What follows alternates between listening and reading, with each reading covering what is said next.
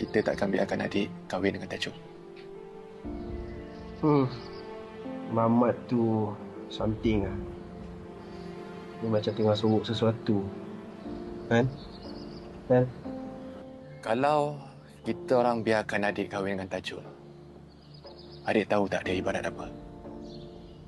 Dia ibarat kita biarkan adik masuk dalam mulut buaya, yang dalam mulut buaya tu ada naga. Kita orang tak nak macam tu. Dek, adik jangan salah anggap tau. Kita orang ni semua sayang adik. Tapi kalau adik nak juga kahwin dengan budak tu, kita memang tak ada pilihan. Kita orang kena kurang adik kat rumah. Halo? Betul lah, Bah. Apa saja pasal adik kita orang sanggup tau. Yang penting adik selamat. Tak payahlah emosi sangat. Adik nak kahwin lari?